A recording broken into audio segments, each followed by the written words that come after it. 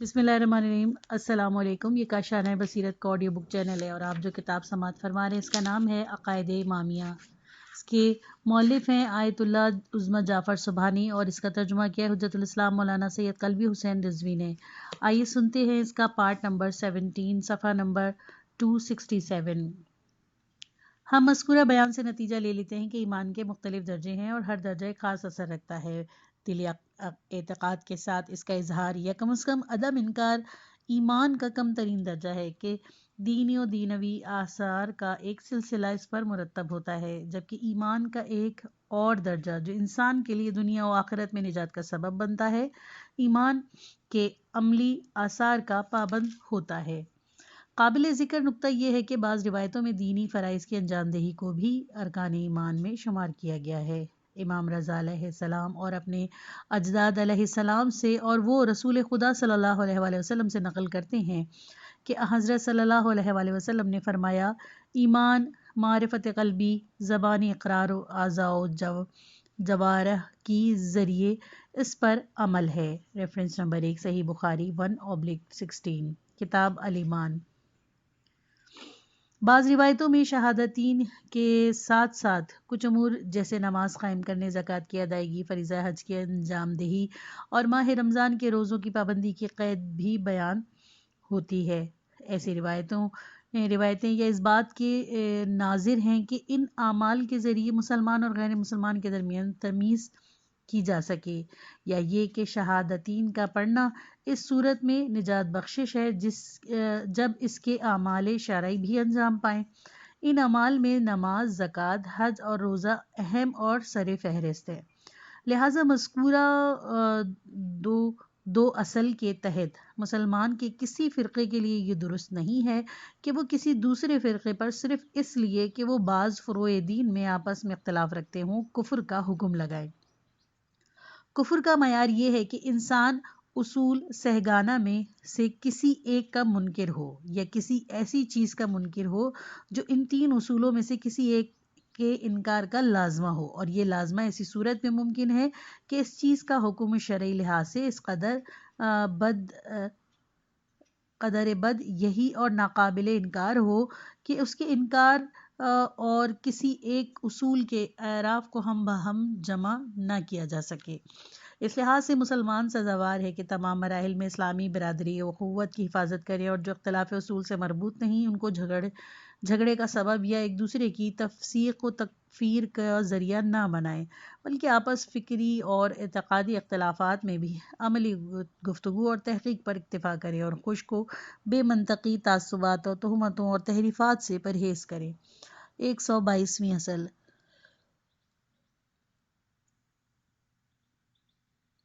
چونکہ تمام مسلمان اصول سہگانہ یعنی ریفرنس نمبر 1 وہ اصول جن کو قبول یا انکار کرنا ایمان و کفر سے وابستہ ہے، جیسے کہ خدا کی وحدانیت، خاتم الانبیاء صلی اللہ علیہ وآلہ وسلم کی رسالت اور قیامت پر ایمان کی شہادت دینا۔ لہٰذا کسی فرقے کو چند اصول یا فروعی مسائل پر اختلاف کی وجہ سے کسی دوسرے فرقے کے خلاف کفر کے حکم نہیں دینا چاہیے، کیونکہ بہت سے اختلافی اصول کلامی مسائل کا جز ہیں جو بعد میں مسلمانوں کے مختلف فرقوں کے درمیان مورد بحث قرار پائے اور ہر فرقہ اپنے لیے دلائل رکھتا ہے۔ لہٰذا ایسے مسائل میں موجود اختلاف ہرگز اس امر کا سبب نہیں بن سکتا کہ ایک دوسرے کے خلاف کفر و فسق کا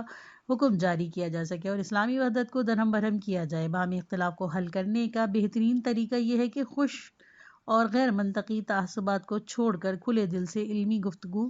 کی جائے۔ قرآن مجید اس سلسلے میں فرماتا ہے، اے ایمان والو، جب تم راہ خدا میں سفر کرو تو مومن و کافر کی تحقیق میں دقت سے کام لو، اور خبردار جو اسلام کی پیشکش کرے ان سے یہ نہ کہنا کہ تو مومن نہیں۔ سورہ نساء آیت نمبر 94۔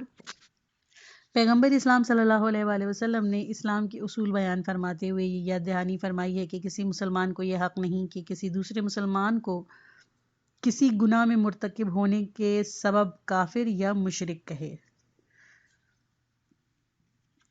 بدعت 123ویں اصل۔ لغت میں بدعت کے معنی کسی نئے اور انوکھے کام کی انجام دہی اور جو فاعل کہ ایک قسم کے حسن و کمال کی دلیل ہوتی ہے، چنانچہ خدا کی صفات میں سے ایک صفت بدی بھی ہے۔ بدیع السماوات والارض، سورہ بقرہ 117۔ بدعت کا اصطلاحی مفہوم یہ ہے کہ انسان کسی ایسی چیز کو شریعت سے منسوب کر دے جو شریعت کا جز نہ ہو۔ بدعت کی مختصر ترین تعریف یہ ہے کہ جو چیز دین میں نہیں اسے دین میں داخل کرنا۔ دین میں بدعت گزاری گناہان کبیرہ میں سے ہے اور اس کے حرام ہونے میں کسی قسم کا شک نہیں۔ پیغمبر اسلام صلی اللہ علیہ وآلہ وسلم نے فرمایا، دین میں ہر قسم کا تصرف بدعت ہے، ہر بدعت گمراہی اور ہر گمراہی کا انجام جہنم ہے۔ بحار الانوار 2/263، مسند احمد 4/126۔ مسئلہ بدعت میں اہم ترین نقطہ یہ ہے کہ اس کی تعریف اس طرح بیان کی جائے کہ مفہوم جامع و مانع ہو تاکہ بدعت کو غیر بدعت سے تمیز دی جا سکے۔ اس سلسلے میں بدعت کی حقیقت کو درک کرنے کے لیے درج ذیل باتوں پر توجہ کرنا ضروری ہے۔ نمبر 1، بدعت کا مفہوم شریعت میں کمیاں بیشی کر کے دین میں تصرف کرنا ہے۔ اس لحاظ سے اگر کوئی نئی ایجاد جو دین سے ربط نہ رکھتی ہو بلکہ ایک عرفی و عادی عنوان سے انجام پائی ہو تو وہ بدعت نہیں ہے، اگرچہ اس کے جائز ہونے کی شرط یہ ہے کہ یہ نئی ایجاد شرع میں حرام اور ممنوع نہ ہو۔ مثال کے طور پر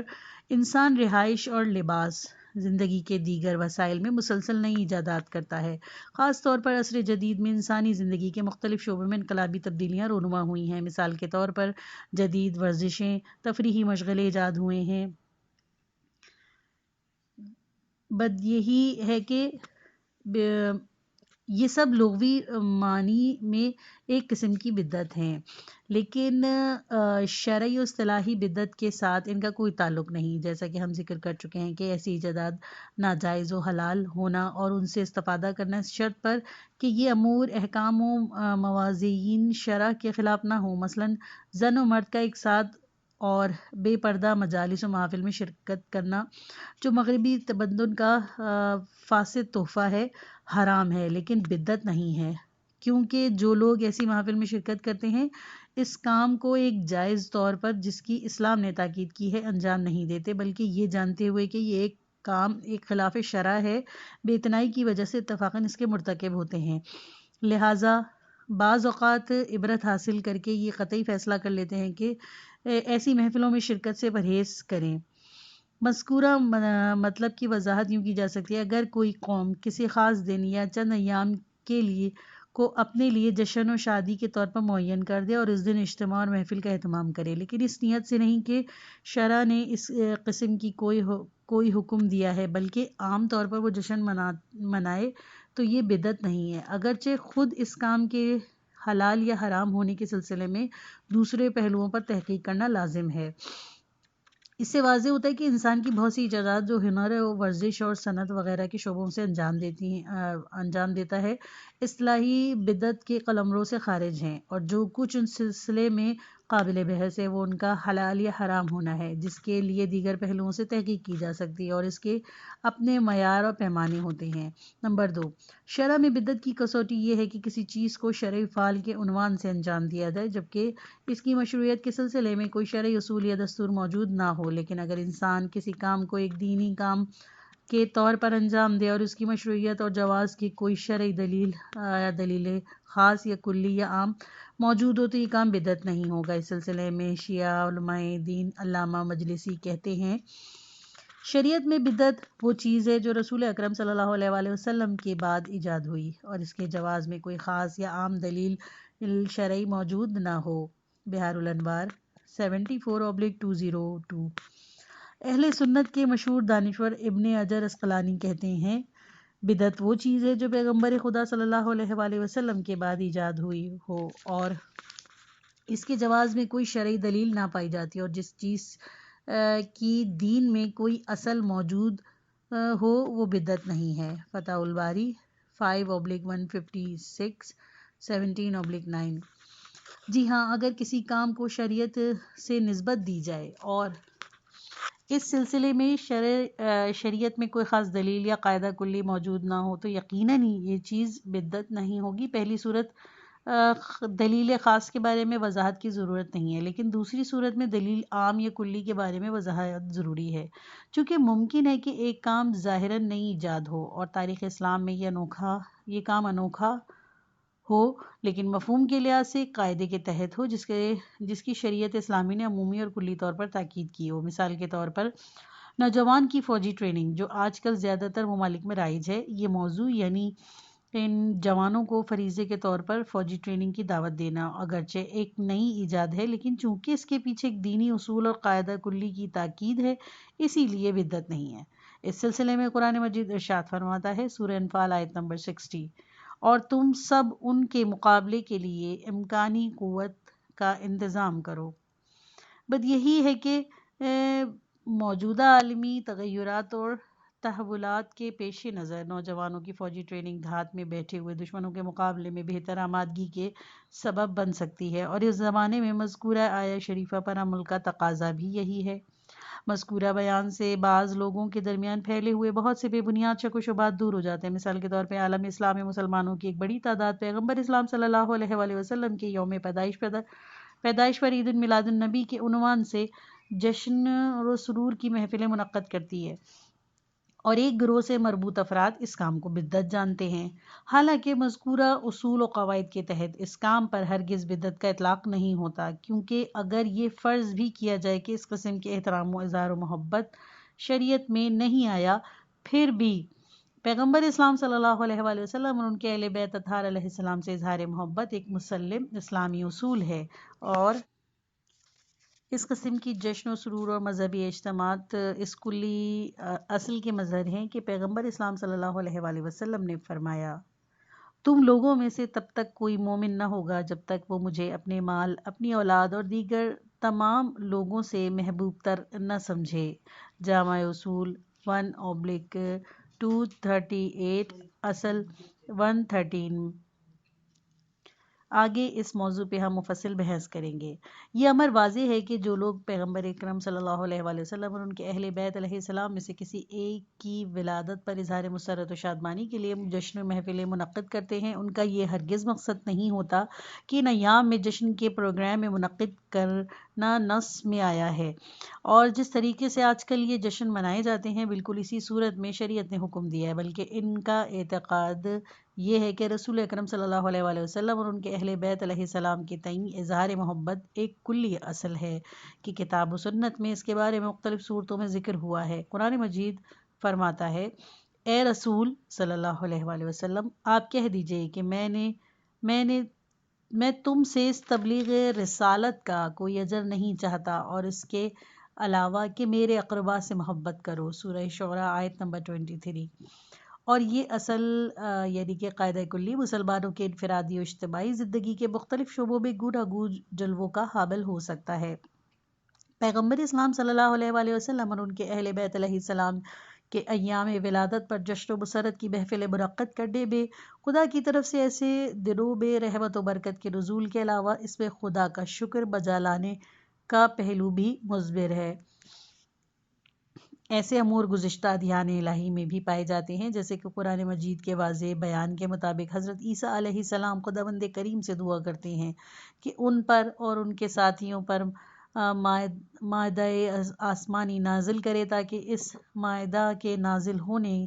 کے دن کو وہ ان کے پیر و نسل اور در نسل عید منائیں۔ سورہ مائدہ آیت نمبر 114۔ تب مریم علیہ السلام کے بیٹے عیسیٰ علیہ السلام نے بارگاہ خدا میں عرض کی، خداوندہ، اے ہمارے پالنے والے، ہم پر آسمان سے ایک خواہاں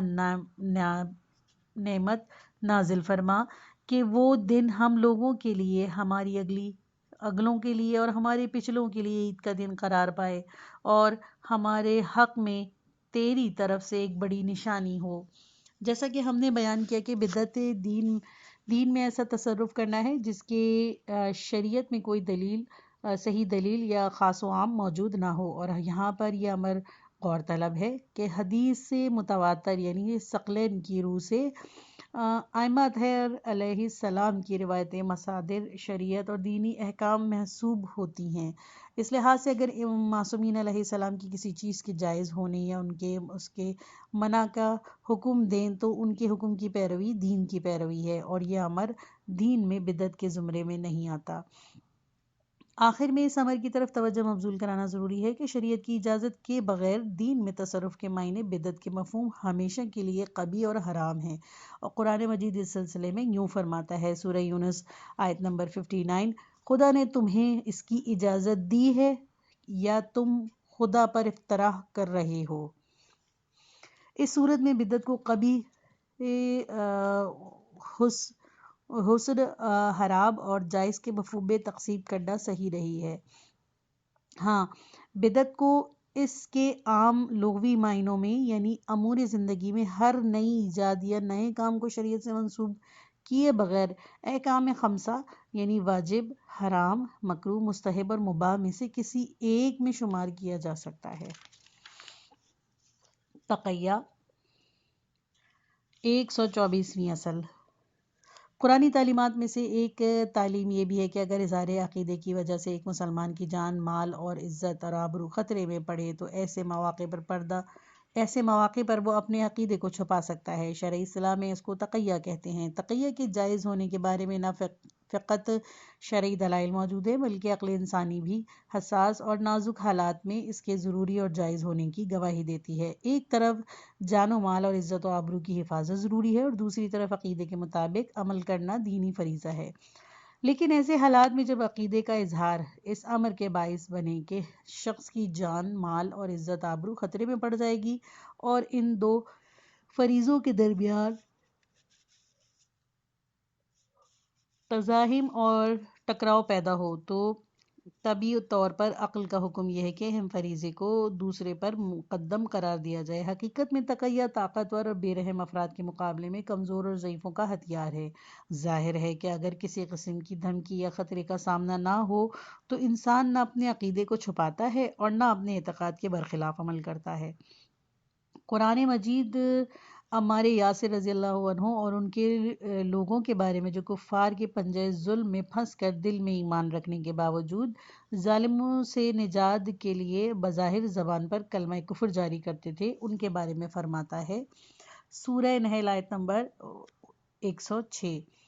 جو شخص بھی ایمان لانے کے بعد کفر اختیار کرے اپنے کرتوتوں کی سزا بھگتتا ہے، علاوہ اس کے جو کفر پر مجبور کر دیا جائے اور اس کا دل ایمان سے مطمئن ہو۔ ایک دوسری آیت میں فرماتا ہے، خبردار صاحب ایمان مومنین کو چھوڑ کر کفار کو اپنے دلی سرپرست نہ بنائے، اور جو بھی ایسا کرے گا اس کا خدا سے کوئی تعلق نہ ہوگا، مگر یہ کہ تمہیں کفار سے خوف ہو تو ان کے شر سے نجات اور اپنی حفاظت کے لیے ایسا کرنے میں کوئی حرج بھی نہیں، اور خدا تمہیں اپنی ہستی سے مخالفت کے لیے ڈراتا ہے اور اس کی طرف پلٹ کر جانا ہے۔ سورہ آل عمران آیت نمبر 28۔ اسلامی مفسرین نے مذکورہ دو آیاتوں کی تشریح و تفسیر میں تقیہ کو ایک شرعی اصل مانا ہے۔ ریفرنس نمبر 1، تفسیر طبری 3/153، تفسیر رازی 8/113، تفسیر کسفی، تفسیر خازان کے حاشیوں میں 1/271، روح المعانی 3/121، مجموع البیان 3 اور 1/430۔ اسلامی مفسرین نے مذکورہ دو آیتوں کی تشریح میں تقیہ کو ایک شرعی اصل مانا ہے۔ اصولی طور پر ہر وہ شخص جو تفسیر اور اسلامی فقہ کے بارے میں ابتدائی معلومات بھی رکھتا ہو اور اچھی طرح سے جانتا ہو کہ تقیہ اسلام کی ایک اصل ہے، اور مذکورہ بالا آیات نیز آل فرعون کے مومن اپنے عقیدے کو چھپا کر اس کے برعکس اظہار کرنے کے عامل یعنی سورہ غافر آیت نمبر 28 سے چشم پوشی کر کے تقیہ سے بالکل انکار نہیں کیا جا سکتا۔ اس ضمن میں یہ امر قابل ذکر ہے کہ اگرچہ تقیہ سے مربوط آیات کفار سے تقیہ کرنے پر دلالت کرتی ہے، لیکن تقیہ کا معیار نازک اور نامناسب حالات میں مسلمانوں کی جان و مال اور عزت و آبرو کا تحفظ ہے، اور یہ کفار سے مخصوص نہیں۔ اگر کسی شخص کا اظہار عقیدہ یا اس پر عمل کسی مسلمان کے سامنے اس کی جان و مال کے لیے خطرے کا سبب بن جائے تو اس حالت میں بھی تقیہ کا حکم وہی ہے جو کافر کے مقابلے میں ہے۔ یہ وہ بات ہے جس کے دیگر لوگوں نے بھی صراحت و تائید کی ہے۔ رازی کہتے ہیں شافعی کا مذہب یہ ہے کہ اگر مسلمان کے درمیان آپس میں بھی ویسے ہی حالات رونما ہو جائے جیسے مسلمان اور کفار حربی کے درمیان ہوا کرتے تھے تو اس صورت میں بھی جان کی حفاظت کے لیے تقیہ جائز ہے۔ اسی طرح تقیہ تنہا جان کی حفاظت تک محدود نہیں بلکہ مال کے نقصان و ضرر کی صورت میں بھی تقیہ جائز ہے۔ لہٰذا اگر کوئی شخص اپنے مال کی حفاظت میں مارا جائے تو اس کے احترام و تقدس میں بھی مسلمانوں کے خون کی مانند ہے تو وہ شہید ہے۔ تفسیر رازی 8/13۔ ابو ہریرہ کہتے ہیں میں نے پیغمبر اکرم صلی اللہ علیہ وآلہ وسلم سے دو قسم کی تعلیمات اور احکام وصول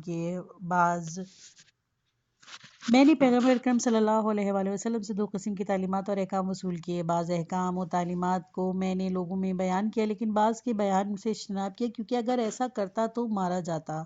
محاسن التاویل 4/82۔ اموی اور عباسی خلفاء کے کارنامے ظلم و ستم سے بھرے ہوئے ہیں۔ ظلم و بربریت اور کے اس دور میں نہ فقط شیعہ اپنے عقیدے کے اظہار کے جرم میں عذاب و عطاب کا شکار بنتے بلکہ مامون کے زمانے میں سنی محدثین نے بھی خلق قرآن کے مسئلے میں غالباً دامن تقیہ کو ہی تھاما تھا اور صرف ایک شخص کے علاوہ تمام لوگوں نے خلق القرآن کے سلسلے میں جاری کردہ مامون کے حکم نامے پر اپنے ولی عقیدے کے خلاف رضامندی کا اظہار کیا جس کی کہانی تاریخ میں ثبت ہے۔ تاریخ طبری 7/195-202۔ 125ویں اصل شیعوں کے نقطۂ نظر کے مطابق تقیہ بعض حالات میں واجب لیکن بعض حالات میں حرام ہے۔ اس صورت میں انسان کے جان و مال کو گزن پہنچنے کے ڈر سے تقیہ نہیں کرنا چاہیے۔ بعض لوگ تصور کرتے ہیں کہ شیعہ تقیہ کو مطلقاً واجب جانتے ہیں جبکہ یہ تصور سراسر غلط ہے اور شیعوں کے اماموں کا ہرگز یہ طریقہ کار نہیں رہا کیونکہ وہ ہر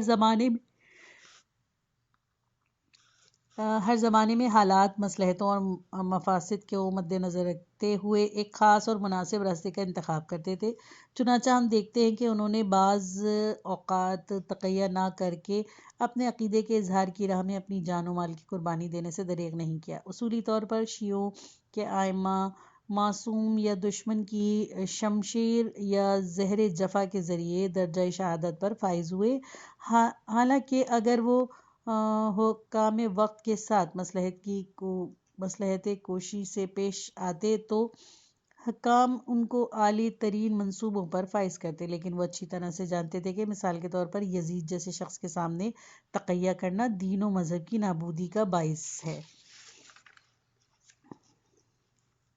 موجودہ حالات میں بھی مسلمان کے مذہبی پیشواؤں کے دو قسم کے فریضے درپیش ہیں۔ بعض حالات میں تقیہ کے راستے کو اپنائیں اور بعض حالات میں جب دین کی بنیادیں خطرات سے روبرو ہوں تو جان ہتھیلی پر لے کر موت کا استقبال کریں۔ آخر میں اس امر کی یاد دہانی ضروری ہے کہ تقیہ ایک شخصی امر ہے اور ظالم و جابر دشمن کے مقابل کسی کمزور فرد یا ضعیف و ناتواں افراد سے مربوط ہے، اور اگر یہ لوگ تقیہ نہ کریں تو ان کی جان بھی خطرے میں پڑے گی اور ان کا قتل ہونا بھی کسی قسم کا اثر نہ رکھتا ہوگا۔ لیکن معارف اور احکام دین کے بیان اور تعلیم و تربیت میں تقیہ اس طرح بھی جائز اور قابل قبول نہیں ہے۔ مثلاً ایک دانشور ایک کتاب کو تقیہ کی بنیاد پر لکھے، منحرف و غلط عقائد کو شیعوں کے عقیدے کے طور پر معاشرے میں شائع کرے، یہ بالکل جائز نہیں ہے۔ اسی لیے ہم دیکھتے ہیں کہ شیعوں کی پوری تاریخ کسی بھی وقت عقائد و احکام کے موضوع پر کوئی کتاب تقیہ کی بنیاد پر نہیں لکھی گئی، بلکہ شیعہ علماء نے سخت ترین حالات میں بھی حق پر مبنی اپنے عقیدے کا اظہار و بیان کیا ہے۔ البتہ ممکن ہے علماء شیعہ کے درمیان کسی اصول یا خاص مسئلے پر نظریے کا اختلاف ہو، لیکن پوری تاریخ میں ایک بار بھی ایسا نہیں ہوا کہ کسی شیعہ عالم نے تقیہ کے بہانے سے اس مذہب کے مسلم عقائد کے خلاف کوئی مضمون یا کتاب لکھی ہو، یعنی دوسرے لفظوں میں وہ باہر کچھ کہیں اور خلوت میں کچھ اور اور اگر کسی نے یہ طریقہ اختیار کیا ہو تو وہ فرقہ شیعہ امامیہ سے خارج ہے۔ یہاں پر ان افراد کی خدمت میں جن کے لیے تقیہ کا سمجھنا اور تسلیم کرنا سخت ہے اور جو دشمنان شیعہ کے تبلیغات سے متاثر ہیں، تاکید کرتا ہوں کہ وہ خلافت میں بنو امیہ، خلافت بنی عباس، حتیٰ کہ خلافت عثمانیہ کے زمانے میں بھی ترکی اور شام کے علاقوں میں شیعوں کی تاریخ کا جائزہ لیں، تاکہ انہیں معلوم ہو کہ اس فرقے یعنی شیعہ نے اپنے عقائد اور اہل بیت علیہ السلام کی پیروی کی دفاع میں کتنی بڑی قیمت ادا کی ہے اور کیسی کیسی قربانیاں دی ہے اور کتنے ظلم و مصائب برداشت کیے ہیں، اور نوبت یہاں تک پہنچی کہ انہیں اپنے گھر بار چھوڑ کر جنگلوں، پہاڑوں، بیابانوں میں پناہ لینی پڑی۔ تقیہ کی رعایت کرنے کے باوجود شیعوں پر یہ حالت طاری ہوئی۔ اگر اس اصول کی رعایت نہ کرتے تو ان پر کیا گزرتی؟ حقیقتاً کیا اس صورت میں شیعت کا نام و نشان بھی دنیا میں باقی رہتا؟ اصولاً یہ سوچنا چاہیے کہ اگر تقیہ کے سلسلے میں کسی قسم کی مذمت یا ملامت ہے تو یہ کہ ان کے لیے جو تقیہ کرنے والوں کو ایسا کرنے میں مجبور کرتے ہیں، اس مذمت کے حقدار وہ لوگ ہیں جو اسلامی عدل اور انصاف کے اجرا کے برعکس عاشقان محبان اہل بیت علیہ السلام کے قافیہ حیات تنگ کر کے انہیں سخت ترین اور جان لیوا سیاسی و مذہبی اذیت سے آزار سے دوچار کرتے ہیں، نہ کہ وہ لوگ جو مجبوری کے عالم میں اپنی جان و مال، عزت و عصمت کے تحفظ کے لیے تقیہ کا دامن پکڑتے تھے۔ حیرت اور ستم ظریفی تو یہ ہے کہ کچھ لوگ تقیہ کے سبب بننے والے یعنی ظالموں کی مذمت اور ملامت کرنے کے بجائے تقیہ کرنے والوں یعنی مظلوموں کی مذمت کرتے ہیں اور ان پر نفاق کی تہمت لگاتے ہیں، حالانکہ نفاق اور تقیہ کے درمیان زمین آسمان کا فرق ہے۔ منافق کفر کو اپنے دل میں پنہاں کر کے ظاہر میں ایمان کا ڈھونگ رچاتا ہے، جبکہ مسلمان حالت تقیہ میں اپنے عقیدہ ایمان سے لبریز دل تو رکھتا ہے، لیکن صرف ظالم کے ناقابل برداشت ظلم اور آزار سے کے خوف سے اپنے عقیدے کے برخلاف اظہار عمل کرتا ہے۔ توسل، صفحہ نمبر 284، 126ویں اصل انسانی زندگی میں قدرتی وسائل و اسباب سے استفادہ کرنے کی بنیاد پر برقرار ہے اور ان میں سے ہر ایک اپنے خصوصی اثرات کا حامل ہے۔ ہم سب پیاس کی حالت میں پانی پیتے ہیں اور بھوک لگنے پر کھانا کھاتے ہیں، حتیٰ کہ قدرتی وسائل کے ذریعے حاجت روائی، اور بشرط یہ کہ ہم تاثیر گذاری میں ان کے مستقل ہونے کے قائل نہ ہوں۔ عین توحید ہے۔ قرآن مجید یاد دہانی فرماتا ہے کہ ذوالقرنین نے بند تعمیر کرنے کے سلسلے میں لوگوں سے مدد کی درخواست کی تھی۔ اب تم لوگ اپنی طاقت سے میری مدد کرو کہ میں تمہارے اور ان کے درمیان ایک بند بنا دوں۔ سورہ کہف آیت نمبر 95۔ جو لوگ شرک کو غیر خدا سے تعلق و توسل کے معنی میں تفسیر کرتے ہیں، ان کی بات صرف اس صورت میں صحیح ہے کہ ہم موجودہ حالات و وسائل میں موجودہ وجود و عمل میں اصالت و استقلال کے قائل ہو جائیں، ورنہ اگر ان وسائل کو ہم ایسے ہی عامل جانیں تو یہ مشیت اور اذن الہی سے ہمیں نتیجے تک پہنچاتے ہیں، تو ہم توحید کی راہ سے دور نہیں ہوئے۔ اصولی طور پر انسان کی زندگی پہلے ہی دن سے اس بنیاد پر قائم رہی ہے کہ موجودہ وسائل و امکانات سے استفادہ کرے۔ علم و صنعت میں ترقی بھی اسی اصول پر مبنی ہے اور آئندہ بھی رہے گی۔ ظاہری طور پر طبعی وسائل سے توسل موضوع بحث نہیں ہے، بحث غیر طبعی وسائل کے بارے میں ہے کہ انسان کے پاس ان کو پہچاننے کے لیے وحی کے علاوہ اور کوئی راستہ نہیں۔ اگر کتاب و سنت میں کوئی چیز کا تعارف وسیلے کے عنوان سے کیا گیا ہو تو اسے توسل کرنے کا وہی حکم ہے جو طبعی چیزوں سے توسل کرنے کا حکم ہے۔ اس بنا پر ہم اس وقت غیر طبعی وسائل سے دینی جذبے کے ساتھ استناد کر سکتے ہیں جب درج ذیل دو مطالب کا لحاظ رکھا جائے۔ نمبر 1، قرآن و حدیث کے ذریعے اس چیز کی دینوی اور اخروی مقاصد کو حاصل کرنے کے لیے ہم وسیلہ ہونا ثابت ہو جائے۔ نمبر 2، ہم اسباب و وسائل کے بارے میں کسی قسم کے اصالت یا استقلال کے قائل نہ ہوں بلکہ ان کے تاثیر کو اذن و مشیت الہی پر منحصر جانیں۔ قرآن مجید میں معنوی وسائل سے استفادہ کرنے کی دعوت دیتے ہوئے فرماتا ہے، سورہ مائدہ آیت نمبر 35، ایمان والوں اللہ سے ڈرو، اس تک پہنچنے کا وسیلہ تلاش کرو اور اس کی راہ میں جہاد کرو کہ شاید اس طرح کامیاب ہو جاؤ گے۔ جاننا چاہیے کہ وسیلہ بذات خود تقرب نہیں بلکہ ایک ایسی چیز ہے جو خدا بندے مطال سے تقرب اور اس کی تک رسائی کا سبب ہے، اور انہی میں سے ایک طریقہ کار خدا کی راہ میں جہاد کرنا ہے جو مذکورہ آیت شریف میں ذکر ہوا ہے۔ اس کے علاوہ اور بھی چیزیں تقرب الہی کا سبب بن سکتی ہیں۔ ریفرنس نمبر 1 راغب مفردات میں مادہ وصل کے ضمن میں لکھا ہے۔ یہ پارٹ ختم ہوا، کتاب کا اگلا حصہ نیکسٹ پارٹ میں سنیے۔